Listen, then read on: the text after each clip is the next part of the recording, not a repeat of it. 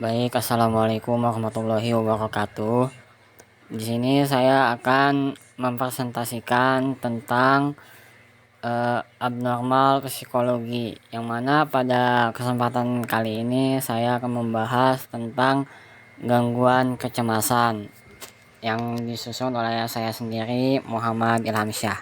Oke, sebelum itu kita akan memahami terlebih dahulu tentang gangguan kecemasan dan teori abnormal.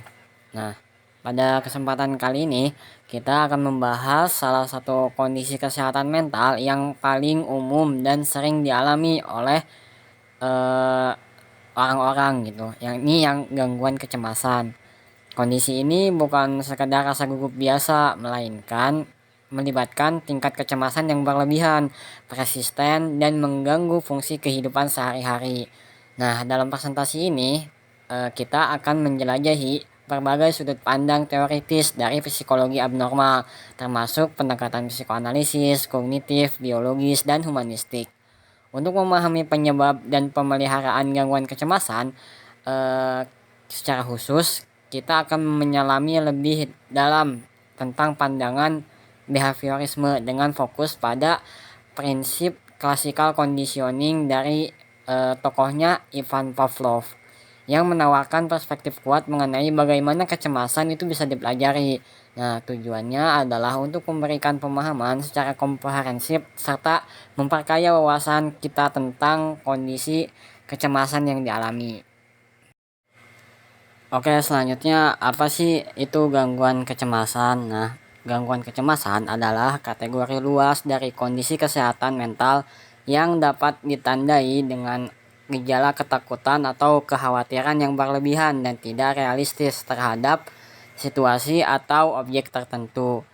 Berbeda dengan rasa khawatir biasa, kecemasan dalam gangguan ini bersifat persisten dan sangat mengganggu, terutama bagi kehidupan sehari-hari.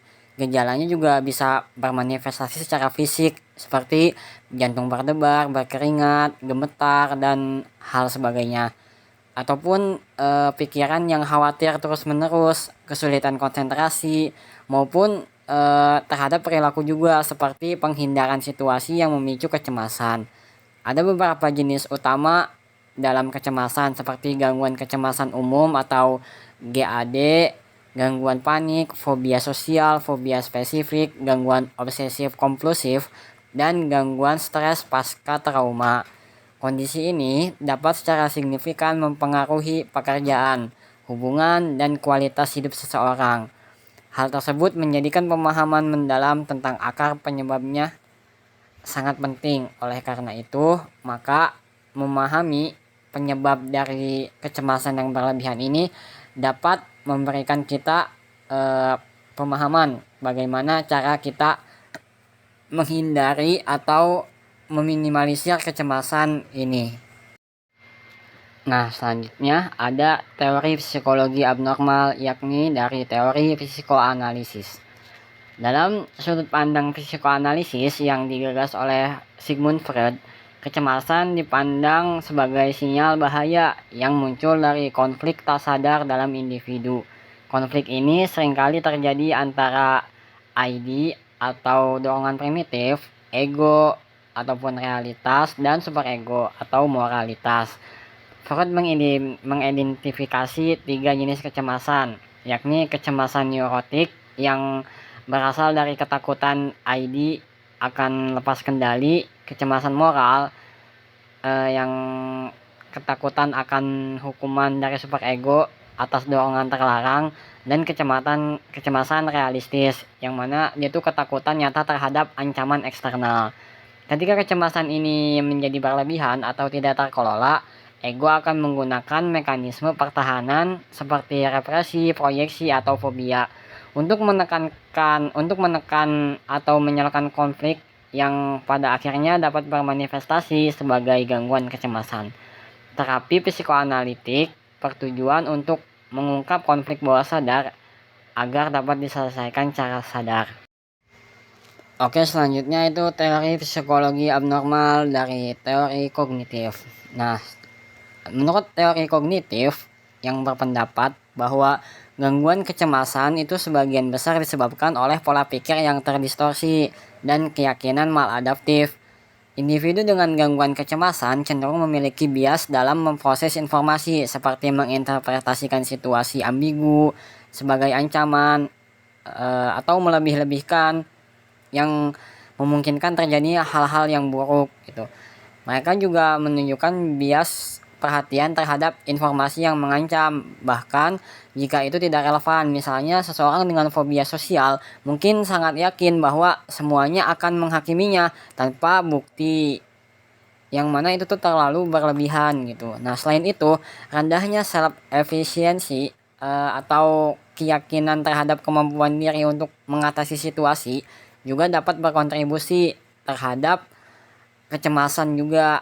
Nah, selanjutnya untuk menghadapi kecemasan ini, kalau dari teori kognitif itu ada terapi kognitif perilaku atau CBT yang berbasis kognitif, yang berfokus pada identifikasi tantangan dan restrukturisasi pikiran-pikiran irasional untuk mengurangi kecemasan. Selanjutnya ada teori psikologi abnormal dari teori biologis. Nah, menurut teori biologis yang mengungkapkan bahwa gangguan kecemasan memiliki komponen fisiologis dan genetik yang kuat. Penelitian menunjukkan bahwa individu mungkin memiliki predisposisi genetik untuk mengembangkan kecemasan, yang berarti mereka mungkin lebih rentan secara biologis terhadap stres. Ketidakseimbangan neurotransmitter atau bagian tertentu di otak tersebut, seperti gamma aminobutyric acid yang berfungsi sebagai penghambat aktivitas saraf, ataupun serotonin dan norepinefrin, dianggap berperan. Selain itu, anomali pada struktur otak yang terlibat dalam pemrosesan emosi dan respon rasa takut, seperti amigdala, hipokampus, dan prefrontal cortex, itu juga perlu diidentifikasi. Nah, karena akibat hal tersebut, jika aktivasinya berlebihan dari sistem saraf otonom, itu juga bisa merupakan ciri biologis dari kecemasan. Nah, untuk pendekatan biologis itu sendiri itu sebagai sering digunakan sebagai dasar bagi intervensi farmakologis nantinya. Oke, selanjutnya ada teori psikologi dari humanistik. Nah, pendekatan humanistik yang dipelopori Carl Rogers dan Abraham Maslow melihat kecemasan sebagai sinyal bahwa individu terhalang dalam proses self-actualization atau mengalami ketidaksesuaian antara diri mereka yang sesungguhnya dan diri mereka yang mereka inginkan.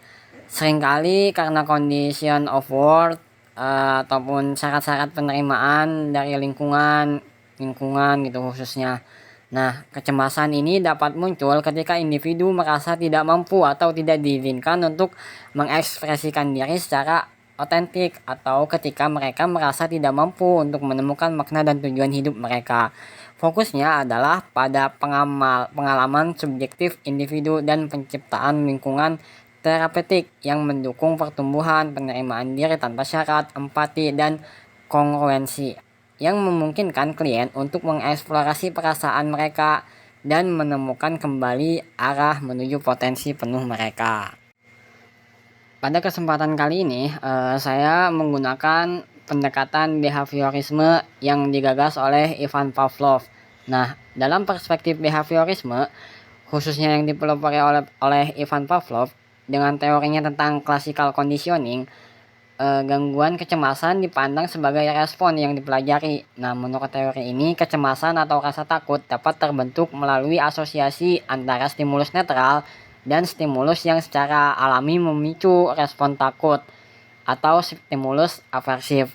Misalnya, jika seseorang mengalami pengalaman traumatis atau stimulus yang disebut dengan stimulus aversif di suatu tempat tertentu, atau stimulus netral yang mana tempat itu menjadi stimulus netral, tempat tersebut kemudian dapat menjadi stimulus terkondisi yang memicu respon kecemasan, bahkan tanpa adanya bahaya yang nyata.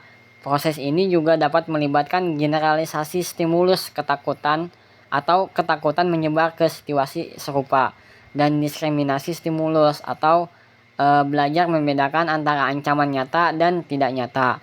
Nah, teori dari Ivan Pavlov itu sendiri menjelaskan mengapa fobia spesifik atau gangguan panik dapat berkembang setelah peristiwa traumatis.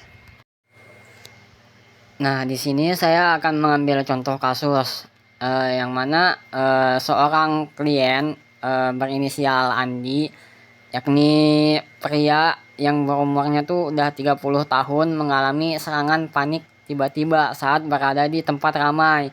Nah, berdasarkan sudut pandang dari pendekatan Pavlov tadi, serangan panik Andi bisa dijelaskan melalui conditioning interoceptif. Misalnya, pertama kali Andi mengalami jantung berdebar kencang dan sesak nafas bukan karena panik, melainkan karena kelelahan atau konsumsi kafein berlebihan.